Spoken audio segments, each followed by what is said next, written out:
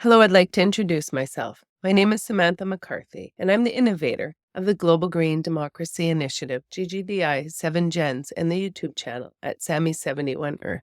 I live in a small city called Thunder Bay in northwestern Ontario, and I apologize. I'm now week 5 and my head and chest cold, so I sound a bit stuffed still. Anyways, I'm a wife and mother of 2 grown adults, and I have been concerned about the environment as well as the health and social outcomes for future generations for most of my life. This is the first episode of the Global Green Democracy Initiative textbook podcast. In this episode, I will be describing the introduction to the system and how it has come to fruition. This episode is fairly long, so please listen to the end. Please like, follow, and share my videos, as this is a global plan and will strengthen democracy and move a developing country to a developed nation through a partnership of sharing knowledge and technology. Please purchase my textbook so that you can follow along and I can start hiring people to help me build my corporation in the fight to heal humanity and transition our world to sustainability through investments in the environment, health, social, and animal welfare protection, and building a world that is fair and equitable for all. Please follow along on my YouTube channel at Sammy71 Earth. That is my online character, while I'll be narrating the whole system. The YouTube channels for Global Green Democracy Initiative will have their programs, and 7 Gens YouTube channel will only have their projects or programs, so that people won't get confused because there are so many programs and each has their own set. I did it this way to be able to have the book look specifically at whichever one they want in case they get overwhelmed. At Sammy71 Earth is the main one for me, while the other ones are program specific. Because there is so much wrong with our world, there are over 36 programs or projects. The Global Green Democracy Initiative is the skeleton of the system, setting up our goals and missions and how everything will be attached and where and why the partnerships are important. It explains why we need an oversight committee and how we will maintain the integrity in perpetuity once it is established, and there will be textbook off every program written in the near future when all the experts are sitting at the table and designing how it will be implemented. I do not see this as the final product. It is only the beginning. I find it extremely exciting and can't wait to see what all the research, development, and partnerships are going to put in place and see what it looks like to save our Earth. So please sit back and enjoy your time in my mind. Also, please watch the videos in order because I have designed the book and videos to make it easier to understand and feel that the way they are laid out is the best way for the reader or the watcher of the videos can see what I see. I see hope for our kids, hope for a future, and hope for a sustainable world. This new philosophy is the complete opposite of our current system, so it will be hard for people to understand at first. But remember, we will only get off this unsustainable trajectory by completely changing how we think and everything we do. Also, that change is painful, and this will be no different. In this world economy, we are watching the current occupant of the White House intentionally destroy allies, partnerships, and the world's economies and embrace an authoritarian leaders that less than 3 months ago were called out for their war crimes and human rights violations. So I could say my system could not come at a better time is an understatement. I believe that people now will see the corruption and destruction the 1% are perpetrating on our Earth and to people at the expense of the masses, and that people now will be more open to this kind of thinking, where even 6 months ago this would be harder launch. So for that I'm thankful that all the work I have done for the last 8 years will arrive at exactly the right time in history. Also, with the internet, the ability to reach every person globally is absolutely exciting. I have watched as our rich and shameless have taken advantage of every part of our shared world and stacked the cards against the average person. Not to mention our poor and developing nations, who these oligarchs have and continue to exploit and abuse in so many ways. I have walked with my kids through their lives and have seen how the system supports and also fails the most vulnerable. I was a registered nurse for many years and have worked in many areas, including diabetes, cancer care, hospice, and medical care. I have worked through clients throughout the lifespan and have advocated for equal access and care throughout my career. I have watched how the system is designed to fail the 99% of us and that the 1% change the rules all the time to their benefit, with no regard to how these decisions affect their employees' and their families' lives. How the 1% making the decision to pay slave wages, forcing families to depend on social welfare programs while hoarding their wealth, is the rot of our world. I have decided that it is of the utmost importance to get these videos out to the world as I watch my brothers and sisters in the United States choose hate and division over democracy, women, and human rights. The current occupant of the White House has warned that the economy in the U.S. will be tanked and there will be some financial suffering for their people. This also means the rest of the world will feel this financial hardship, and this will cause great chaos and hardship for the masses, and will cause people to feel desperate. I want to get this out before it's impossible, and that is why today with the internet, it is so very important. It will enable us to get the message out faster than at any time in history. I am sorry to see that this decision made by one country will have global impact on democracy around the world, that there is no time in history that this book is needed more. The global rich have no interest in fixing our world, lifting people up from poverty, enforcing human rights, or fixing their environmental footprints, so that our shared world is going to be sustainable for us and our kids. This financial sabotaging of the system by the 1% has to stop. They have convinced us that industry can justify paying slave wages while destroying our communities and families by causing us to live a harder life than we should. These 1%ers can pay slave wages, cut jobs, benefits, and pensions so that they can hoard more wealth than can be spent in several lifetimes. These 1%ers stop employees from forming unions so that they can treat their employees exactly how they are. Pay them low wages, give them crappy hours and shifts in unsafe workplaces. Avoid giving their employees full-time work with benefits, pensions, sick days, with no pushback, and this has to stop. People should be able to live a good life working full-time with benefits and pensions so that they are taken care of for their lifetime, and that their sweat and tears helping their employers maintain their wealth is rewarded in the end. That the 1% show the same loyalty as their employees show to them every day, representing them on the job. The 1%'s wage control and time theft go on because they have control of the whole system.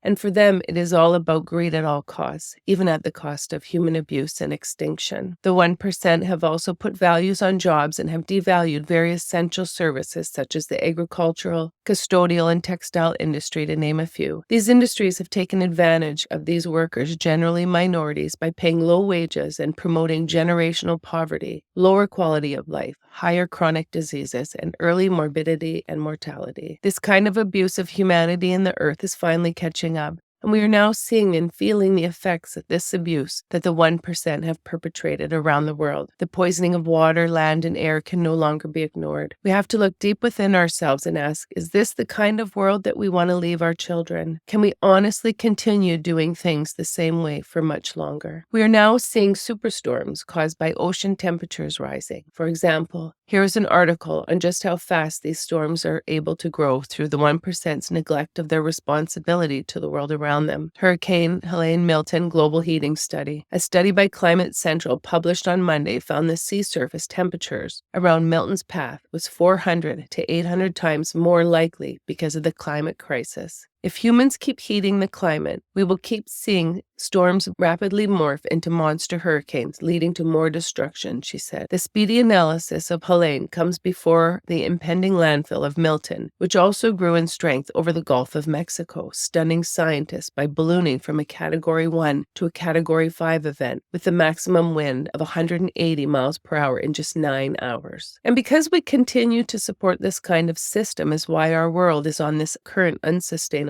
trajectory, is the reason that humanity feels that they can turn a blind eye on the atrocities that are being committed around the world, that we as a whole can turn our backs on each other when we feel it does not affect us. But everyone and everything is connected, so what we do on one side of the world will mirror on the other. We cannot separate the world in segments, and race, religion, region, sex. Our water, air, and land are all connected, so therefore, so are we. Here's another article. Who will take care of Americans left behind by climate change migration? Publica. As people move away from flooding and heat, new research suggests that those who remain will be older, poorer, and more vulnerable. Helene was just the latest in a new storm generation of storms that are intensifying faster and dumping more rainfall as the climate warms. It is also precisely the kind of event that is expected to drive more Americans to relocate as climate change gets worse and the cost of disaster recovery increases. The southern United States stands to be especially transformed. Extreme heat, storms, and coastal flooding will weigh heavily on the bottom third of this country, making the environment less comfortable and life within it more expensive and less prosperous. Even as the aging population left behind will require greater services, medical attention, and physical accommodation, the residents who remain will reside in states that may also face diminished representation in Congress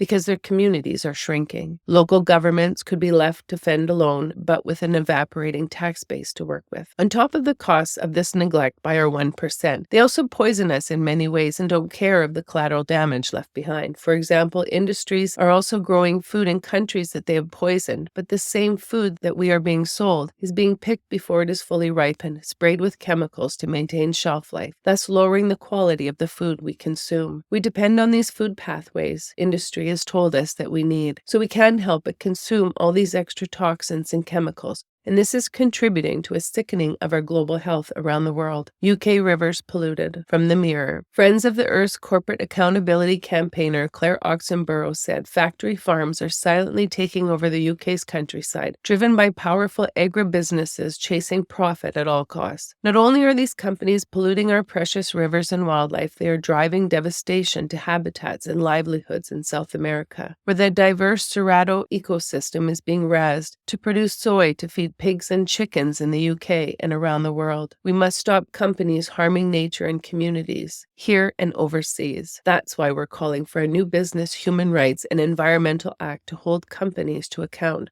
and require them to prevent environmental and human rights abuses in their supply chains. Anthony Field, head of Compassion and World Farming UK office, said housing large numbers of dairy cows, laying hens, broiler chickens, and pigs permanently indoors or without access to pasture is a significant source of pollution. The spread of slurry from factory farms in England has already contributed to every region being polluted with nitrogen. It's so bad in some places that protected areas are being damaged, and this pollution must be offset to allow house building to go ahead. Industry is also genetically modifying foods which we don't know the long-term effects on our body and our children's bodies. And we don't, and we won't until it's too late. The long-term effects of these chemicals in our bodies, low nutrient quality foods and microplastics, to name a few, will and is having devastating effects on people already. Cancer rates are skyrocketing, and other chronic diseases we used to see in the elderly are now common in young people, even pediatric. Watching these same 1%ers lobby governments to loosen regulations so that they can now legally abuse workers and poison environments, our land, air, and water, in democratic country is showing just how very much their greed has reached, that they are willing to steal our children's futures and democratic way of life. We forget that what we do on one side of the world will mirror itself on the other, so if we devalue life, ethics, and environmental responsibility in one area of the world, then we support it everywhere. This article from Canada. Alberta Conservatives passed Climate Denial Resolution 12 to celebrate CO2's pollution. UPC pledges to abandon the province's net zero targets and remove the designation of CO2 as a pollutant, by Danielle Paredes and Taylor Noakes, November 2,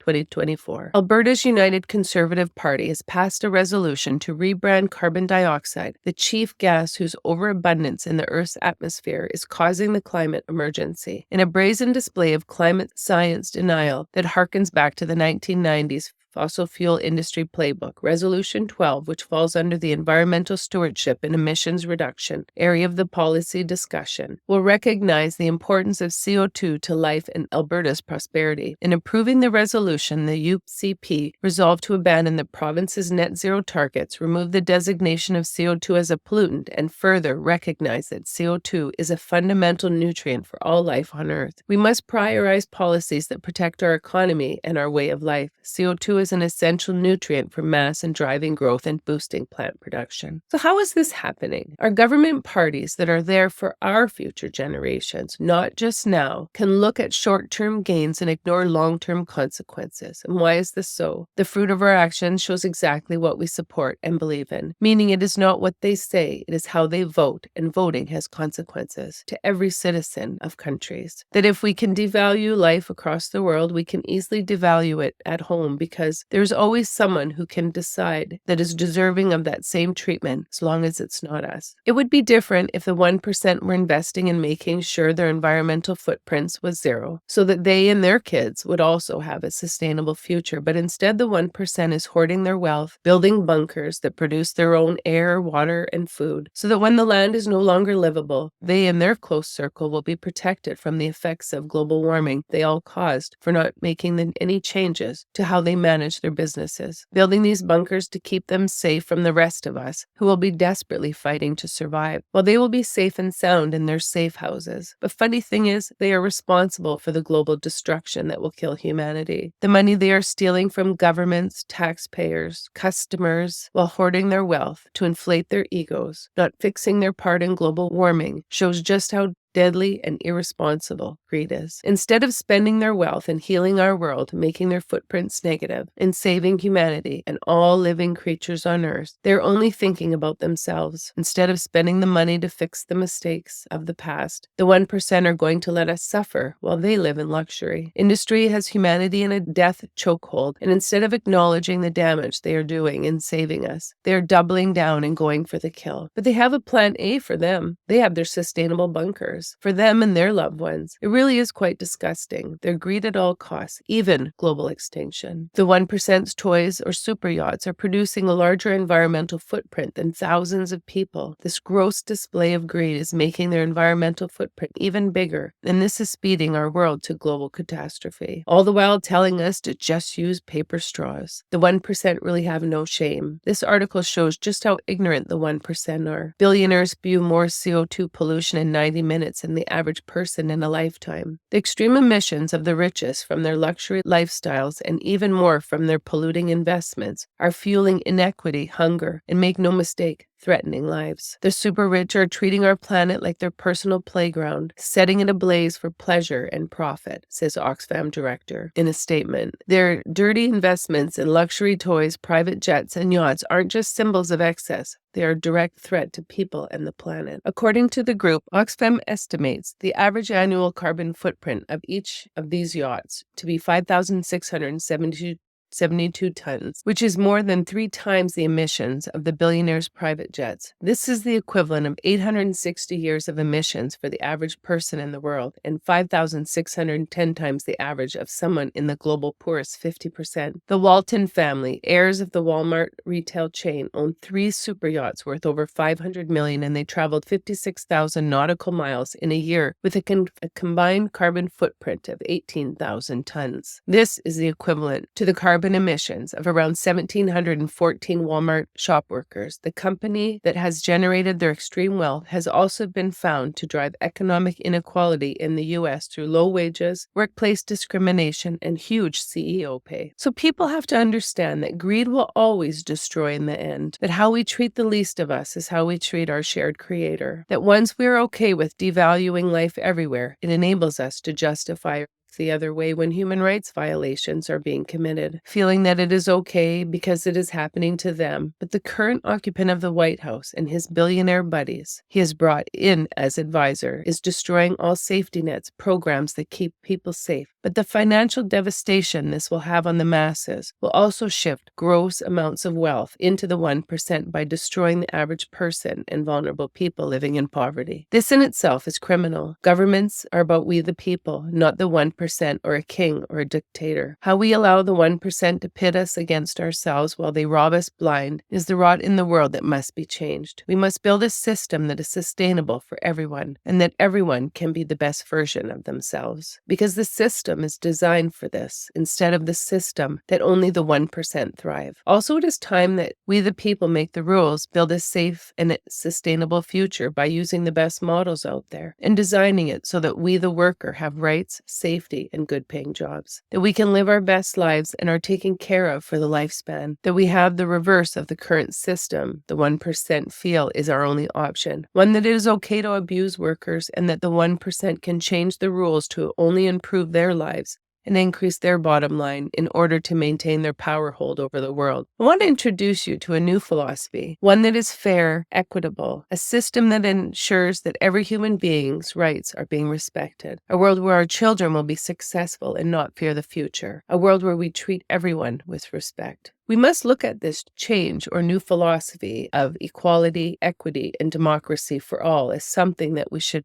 all strive for, especially for our children who are too young to have a say about their future. Change is painful, and this will be no different. But remember, we are building a system where everyone is protected, where minority women and girls are lifted up, where a developing nation can transition to a developed country through investments in environmental, social, and health programs to heal our collective trauma so that we can build a better world for all. How the 1% are investing in stock buybacks to falsely inflate the value of their corporations, while also manipulating the markets for themselves, has to stop. And we have to build a system that is rooted in equality and equity and fairness and stop the 1% from stealing from the masses because their greed will never be satisfied, no matter how rich they become. We have to reject how corporate greed through unethical employment standards of denying workers full-time work, benefits, and pensions, if they even offer this, can no longer be the norm. We have to build a system where the average worker can thrive and stop the 1% from paying themselves astronomical wages and benefits and laying off thousands of workers because it is absolutely disgusting. We have to stop a system rigged for the 1% on the backs of the people, not to mention raising prices on everything people buy every day knowing that they are making record profits shows the 1%'s absolute disregard to the world around them. Refusing to pay livable wages to employees while forcing them to utilize government social and health programs is the biggest theft from taxpayers ever seen. How industry giants and the 1% are buying governments to benefit themselves through lobbying and donating to political parties and delegates to pass laws to benefit themselves, while making the 99% of us pay the taxes that pay for the entire system. We're now going to discuss the failure of trickle-down economics. In this article, trickle-down economics is a scam that ignores decades of evidence like climate change denial. The claimed economic benefits of tax cuts for the rich don't hold up under scrutiny. When Democrats deride tax cuts for the wealthiest as a budget buster and a vehicle for allowing the rich to get richer, Republicans often reply, but what about the growth in jobs? Actually, we have seen a steady stream of evidence debunking this rationale. The day after a State of the Union address, President Biden crowed about another 250,000 jobs added to the economy in the month of February. 3 years ago, I inherited an economy on the brink. Now our economy is the envy of the world, he said in a written statement. We added 275,000 jobs last month, nearly 15 million since I took office, he concluded. Across the country, the American people are writing the greatest comeback story never told. The days of trickle-down are over. Last July, NEC Director Lael Brainard laid out the overwhelming evidence that trickle-down economics, defined by cutting taxes for big businesses and those at the top, has been a bust. Economic inequality increased. Many communities suffered from sustained disinvestment, and earnings growth for many Americans failed to keep pace with the cut of the necessities like healthcare, housing, and education, she said. Investments in infrastructure and vital industries stagnated. This isn't new evidence either. A 2020 paper by David Hope of the London School of Economics and Julian Lindbergh of King's College London examined 18 developed countries from Australia to the United States over a 50-year period from 1965 to 2015, CBS News reported. The study compared countries that passed tax cuts in specific years, such as the U.S. in 1982 when President Ronald Reagan slashed taxes on the wealthy, with those that didn't, and then examined their economic outcomes. It turns out that per capita gross domestic product and unemployment rates were nearly identical after 5 years in the countries that slashed taxes on the rich and in those that didn't, the study found. But there was one significant difference. The income of the rich grew much faster in countries where tax rates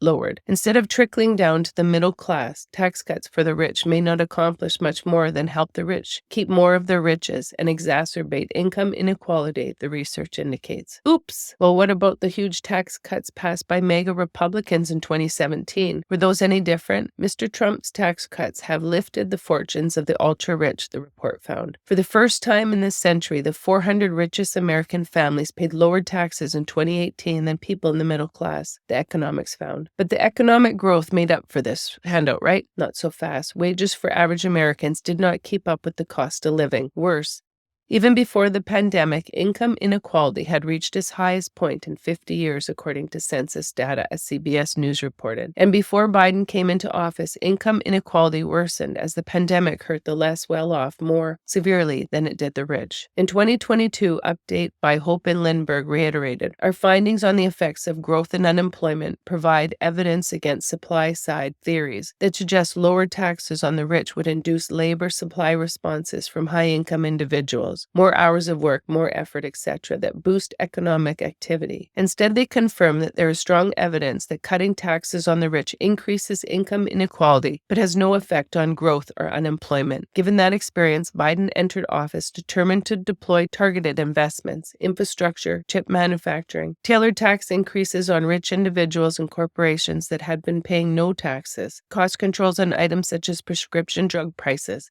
an expansion of the Affordable Care Act. Robust immigration and energy production further boosted growth. Biden also canceled billions in student loan debt, freeing up consumer spending. The result has been a record recovery from the pandemic and real wage growth adjusted for inflation. The chair of the Council of Economic Advisors, Jared Bernstein, told me after the State of the Union, there's a solid empirical body of research confirming that tax cuts for the rich just make them richer, exacerbating both the deficit and economic inequality. One type of tax credit has worked particularly well. The 2021 expansion of the child tax credit led to a historic reduction in the poverty in the United States, particularly for children. Research showed that child poverty fell immediately and substantially, the Brookings Institute reported last year. On an annual basis, according to the U.S. Census Bureau, child poverty fell to its lowest level on record in 2021, 5.2%. Biden now proposes a tax increase for billionaires. There were 1,000 billionaires in America, he told the country during the State of the Union. You know what the average federal tax rate for these billionaires is? 8.2%, he argued. No billionaire should pay a lower tax rate than a teacher, a sanitation worker, a nurse.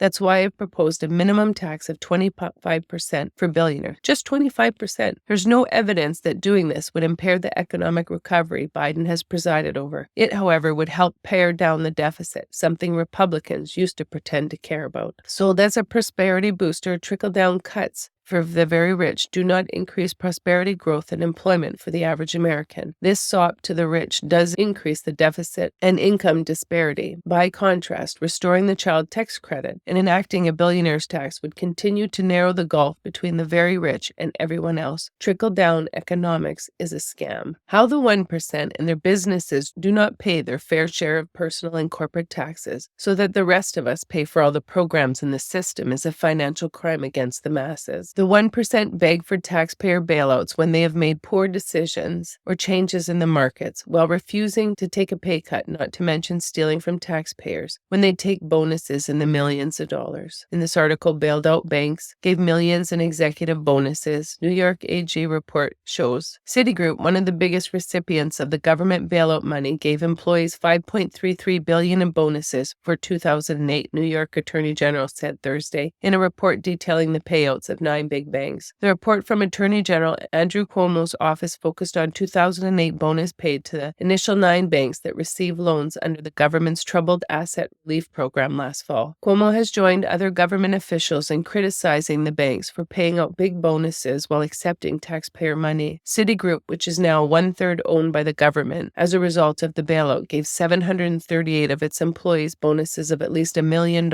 even after it lost $18.7 billion during the year, Cuomo's office said. The New York-based bank received $45 billion in government money and guarantees to protect it against hundreds of billions of dollars on potential losses from risky investments. There's no clear rhyme or reason to the way banks compensate and reward their employees, Cuomo said in the report, noting banks have not in recent years actually tied pay to performance as they claim when describing their compensation programs. Cuomo added that when banks' performance deteriorated significantly, they were bailed out by taxpayers and their employees were still paid well. Bank of America, which also received $45 billion in TARP money, paid $3.3 billion in bonuses, with 172 employees receiving at least $1 million. Merrill Lynch, which Bank of America acquired during the credit crisis, paid out $3.6 billion. Bank of America earned $2.56 billion in 2008, while Merrill lost $30.48 billion. Cuomo's office said Merrill Lynch doled out 696 bonuses of at least $1 million for 2008. Bank of America America has been sharply criticized for its acquisition of Merrill Lynch because of mounting losses in the Wall Street Bank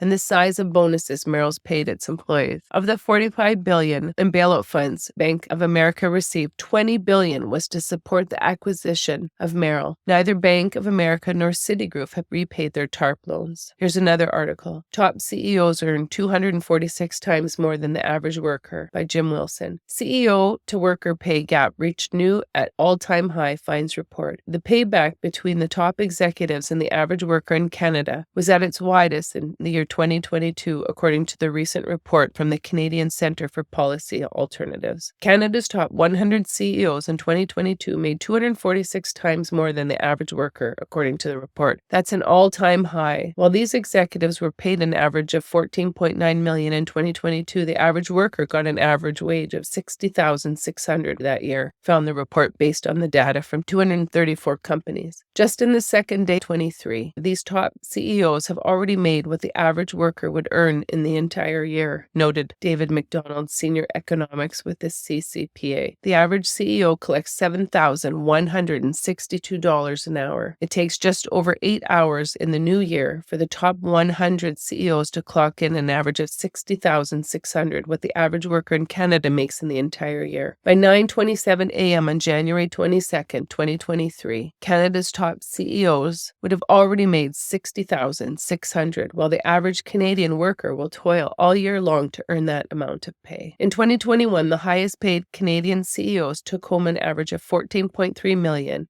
and they made 243 times more than the average worker. In 2020, the top CEOs made $10.9 million, 191 times more than the average worker did. While the wave of inflation has been crashing down hard on regular Canadians, Canada's top 100 highest-paid CEOs have been riding it to another record-smashing year. Inflation presented a once-in-a-lifetime chance for corporate Canada to jack up prices and pad their profit margins, said McDonald. The average CEO collects $7,162 an hour, and the minimum CEO wage of the top 100 is $3,220 an hour. The top 100 CEOs, on the other hand, saw an average raise of $623,000 or 4.4%, going from $14.3 million in 2021 to $14.9 million in 2022. Meanwhile, the average worker pay rose from $58,800 in 2021 to $60,600 in 2022. Thousands of workers held strikes in 2023, calling for higher pay and better working conditions, among others. Extreme pay packages, bonuses drive CEO pay, said McDonald, as the salary part of their pay remains relatively constant at around $1 million a year. In 2022, stood at $1.2 million. As bonuses keep rising, the $1 million salary becomes increasingly irrelevant, he said. The senior economics lists 4 recommendations to address these extreme pay packages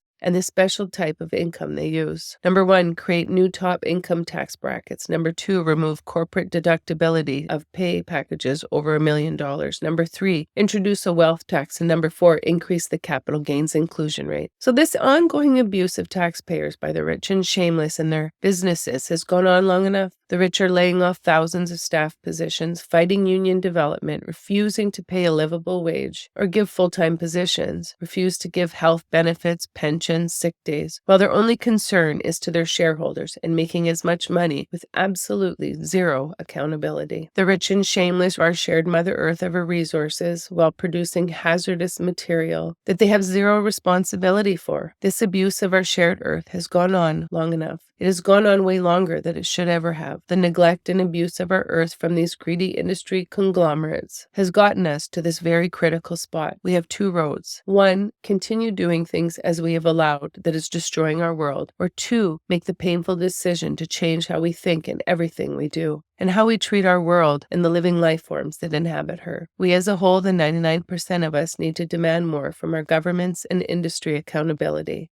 And for accountability to future generations, we have to demand that we move our entire system to a new sustainable one that will ensure our children have a future. This is the solution that my meditation gave me that sunny afternoon sitting on my deck. This is the system that will answer the bulk of our prayers for a sustainable future. This is the system that I'm asking people to learn about so that we can all be a part of the solution and not sit helpless and complain, ensuring our global destruction. I'm so honored to be bringing this system to the world world. What system am I speaking of? And how did it come about? How did I develop the Global Green Democracy Initiative, or G.G.D.I? I spent several years meditating for a better world for my children and others. I now understand that I have been meditating for years and never knew. During one of my meditations around 8 years ago, I had my questions answered when I had this system downloaded into my mind. This system is the exact opposite of our current one built on greed, corruption, hate, and destruction, and change to one built on equality, equity, and ethically build our system with the sole goal of everyone and everything being protected and sustainable. I was gifted with this reverse financial system that will change our world outcomes for generations to come. I figured out early on that in order for us to heal humanity and move our world to sustainability, we have to include all nations, developed and developing. But to heal us and build a new world, we have to build a system that is the exact opposite of the current one. We have to limit partnerships with countries who rule by autocratic means and communism, that we can't save humanity in our world and build a system that supports countries that violate their citizens' human rights and treat women and girls as property instead of human beings. These two philosophies do not match. They are like oil and water and are not compatible. In order to build this new world, we had to limit who we would support, and that only includes democratic nations who give girls and women equal rights. World survival depends on bringing all nations together. Then we need to lift up developing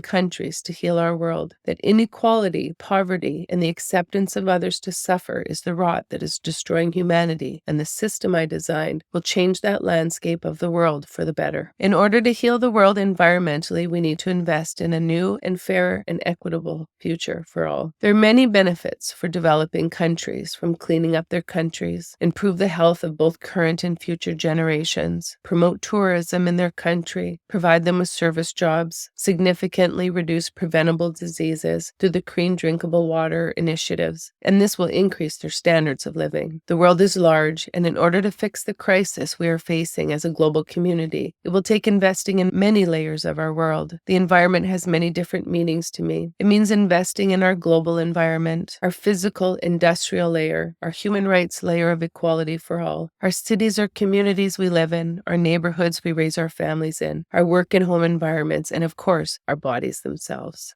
And how each and every one of these environments impact the next. When referencing our bodies represent several different pieces of a whole. We have our spiritual, mental, physical, as well as all 5 senses: touch, sight, hearing, smell, and taste. In order for us as a humanity to become sustainable, each and every part of our environments needs to be invested into. The goal of this system is to invest in all different programming that will have a positive impact on humanity and the earth itself. I put a disclosure on the book that says, please read. Disclosure. I felt sharing that this is a very complex system was of the utmost importance. And I also realized that most people will not understand the maps, the diagrams, and that is okay. I'm asking people to read and watch at Sammy71 Earth YouTube videos for the descriptions, as it will describe and represent the intent of the system, which is to heal humanity and move our world to sustainability. Also, governments, 7 Gens, First Nation people, research and development, industry, environmental advocates, young people will all be an important part of building and designing our new Earth. Collaboration will be of the utmost importance. We will only get out of this mess through collaboration with all people. Once 7 Gens is established, I will hire people to make it easier to understand. This book is not a novel, it's a textbook or instruction manual of the solution to lift up humanity and move us to sustainability before it's too late. It is quite extensive and there is much wrong with our world, so please follow my YouTube channel at Sammy71 Earth to follow along to better understand how you can be the change. The beginning outlines what is wrong with our current system, what is wrong with humanity as a whole, and what we need to transition to. The book then goes through all the different programs and projects. The writing is very dry, repetitive, and boring, but the repetitiveness of the book was done by design, and that way no one can misinterpret the intent of the system and change it to work in the opposite of the original mission and design. This will ensure the moral integrity of the system remains intact, to treat everyone with respect and heal our shared Mother Earth at all costs. The end of the book summarizes the system, and you cannot skip chapters as every program or project is a means to an end. end. And remember, we all have a responsibility to our children to fix this mess with or without the current system support. We do this by supporting a nonprofit system that will save our world from the worst part of humans that is now impacting every person and every living life form on Earth. We do this by making it an election issue and having the 99% of society have a say in our shared Mother Earth and future. I'm asking you to open your mind and enter mine. Once I realized mankind needed saving from itself in order to save the Earth, I was able to figure out that saving the planet will require investing in people, because if we do not, we will self-destruct, because no amount of money can save humanity on its own. People are growing more hateful and destructive, and it is only getting worse. Global warming will destroy many cities and towns, making food harder if not impossible to grow and harvest, thereby impacting our basic security needs. Imagine how horrible we will treat each other and justify violating their human rights once we're all fighting to just survive. We're now becoming more hateful as humanity. All while we have benefited from our advancements and all the luxuries in our lives. These advancements make our lives easier, so imagine how we will treat one another once we are fighting to survive. We will revert back to our primal survival instincts, and we will lose all our civility, all due to the 1%'s greed. Instead, we need to invest in humanity, social programming, making the system equal for all, and the environment so that we as a whole can heal together. I learned from a podcast, and I can't remember which one, that out of 100% of people, 25% will not agree with me, they will dislike or even hate me,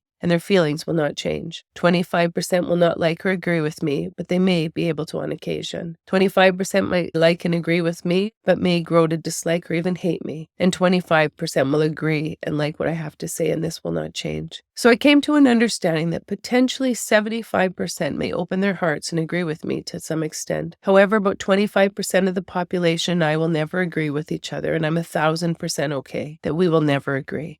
And changing my opinion is not going to happen. I want to be a part of the solution, not continue to be part of the problem. I believe that disagreements with others is a part of life. People will always have their disagreements. There will always be those who are unwilling and unable to change their minds, even in the face of new evidence. And I'm okay that we will disagree. The financial system I designed is not for the top 1% of millionaires or billionaires. I created a way to expand current programs and develop and fund multiple new programs to heal our ecosystem. It is clear that humanity is completely linked to our future. We have abused our environmental biome, and now we are going to suffer the consequences, especially if we don't make any changes. We must clean up our act and allow Mother Earth to heal. It is also clear our current industry has not met its responsibilities to the world around it. The rich and famous are spending exorbitant amounts of money on trips to space while people starve around the world. Vaccine inequities show lack of empathy and priority, and all of humanity's future is at stake waiting for their next move. Whose next move am I speaking of? The rich and shameless. The current system and the rich are doing nothing to make necessary changes. Our home is suffering. There is severe drought in some places while others are underwater. All humans are members of this earth and share it. This means that what we do on one side of the earth will eventually impact the entire biome. Humankind is one race, and we all share the air, water, and land of this earth. We cannot be separated by region or race, by color or gender identification. Global warming will impact all life forms on earth. Our children's future depends on how we act right now. Any change we do today will take years to see positive effects. Instead of the 1% using their wealth to repair the damage that they've caused our world, they will continue doing things the same way because of their greed. By not changing or challenging this current system, we've accepted the outcomes for our kids. In order to save us from ourselves, we need to be okay with shaking up the system and making them, the wealthy and governments, accountable to our future generations. We need a blueprint or map to rescue us. We need people of all ages, especially our youth, to step up and support the plan because their future depends on it. We cannot continue to allow a very small portion of society to make these irresponsible decisions that impacts us all. We must take responsibility for our future and our children. Many are too young to have a say, but they will be the most impacted. They deserve to have us fight for what is right. The implementation of the plan will create lasting jobs in communities across every country that participates. We're investing for the long term. Ordinary individuals should not fear changes to the current system. The 1% are the ones who will be scared because we will no longer tolerate their negligence. Change takes time, so as the current system of the world evolves, industry will have an opportunity to join the plan. By not participating, they will show themselves to be informed polluters. The plan is reasonable. It will assist industry in becoming responsible to the earth while not going broke. We need to look at the entire system and understand that there will be job losses, but they will be replaced by local, middle-class jobs with pensions and benefits for the long term. Because the beauty of cleaning up our house is that these jobs are intended to last for centuries. The plan I designed to be in perpetuity for all. It will live on and expand our economy while providing a safe and healthy world around us. Garbage issues exist everywhere,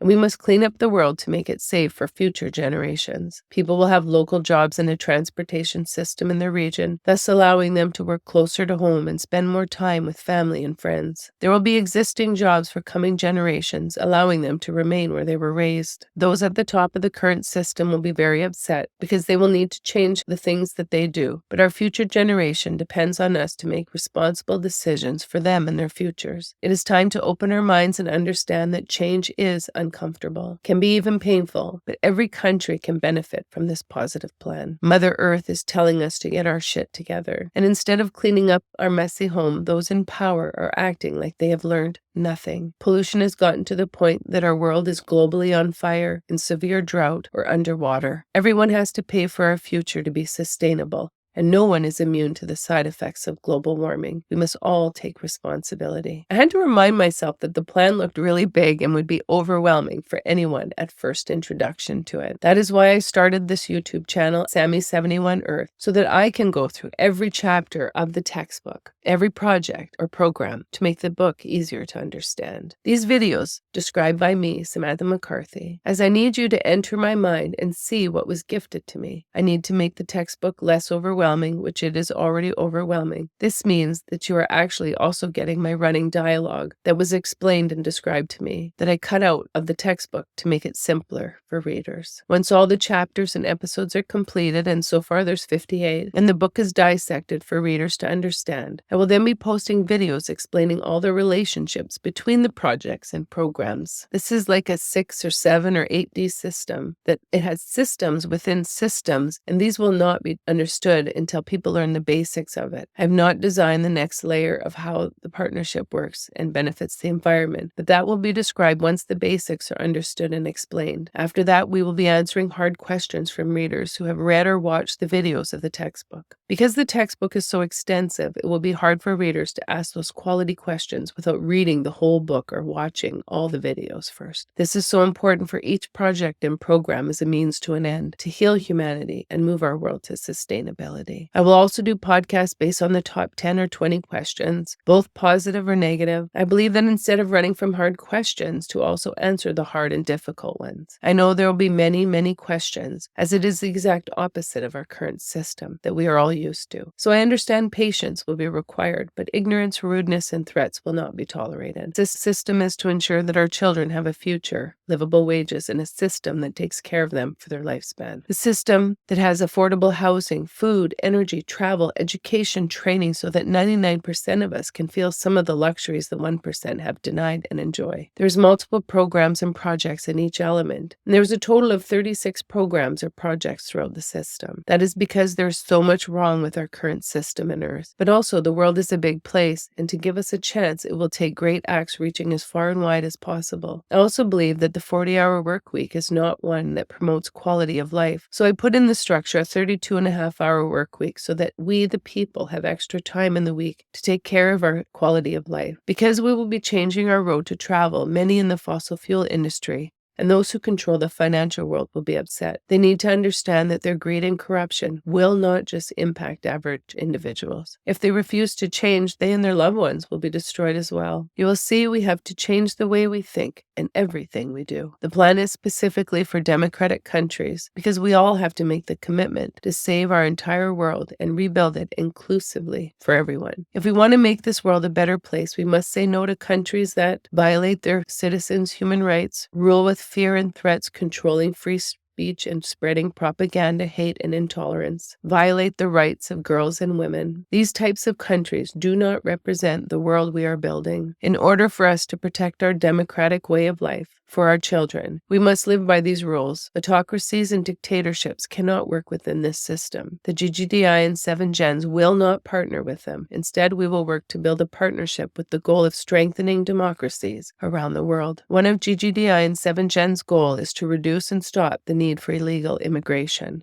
And we will do this through a partnership that will bring jobs and investments into their countries. In order to qualify, there will be criteria that they will have to meet, and equality for all is non-negotiable. As the ideas were flooding in my mind, I had the distinct feeling that this is our time to actually save ourselves from ourselves. To lift the whole world up, you have to lift up everyone. And if you lift up women of color, you lift up the whole world. But if you lift up women and girls, you will leave nobody behind, and this will benefit the entire world. Countries that insist on violating human rights through their dictatorships and autocratic governments do not support the healing of our world. Therefore, they will not be a part of the plan. It is time to decide our future. If we want to survive, then we need to all make the world a better place for everyone. If we reward countries that are promoting evil, we are condoning this spread around the world. We have already seen these countries band together and get stronger, especially in the last 8 years. We must bring countries together that promote human rights and equality and show how we can make the change that benefits everyone. I believe we're at a breaking point, and that we need to give hope to everyone, especially those who live in countries whose governments violate their human rights, so that they too can fight for a better world for themselves and their children. I believe in the end, good will win, and eventually the collective whole will want equality for all. The plan I have designed will promote this, and will have a positive outcome for every living creature on Earth. Currently, our system uses force and violence of all kinds to change countries and governments, but we need to learn that forcing people never works and only causes more trauma, and these wounds never heal, contributing to generational passed-on trauma. My system is free will and choice that both men and women of those countries have to make. They have to make the decision to want to live a democratic, equal way of life, where all lives are considered precious and autonomous. The people of those countries will have to make the choice to change their destiny, and it will not be done through violence or hate, but through love, trust, and hope. A hope for a better future for everyone, not just a few. So I will now go into the plan through the following episodes and videos describing the G.G.D.I. by allowing you to enter my mind. It is my desire that you see the hope that I have for our future. I want to thank you for giving me these hours of your life and for allowing me to share my dream for us. Thanks for your time and for taking the time to learn about my dream for us, the 99% to have our best life. Please like and follow me on Blue Sky, Tribal, Mastodon, Facebook, Instagram, Threads, TikTok, and follow and subscribe to my YouTube channel at Sammy71Earth. You can also follow and subscribe to my newsletter, which will be up and available in early 2025. I will be setting that up soon. Thanks again for your time in wanting to understand how you can be the change our world needs to be sustainable. Thanks for wanting a better world for us and our children. Thanks again.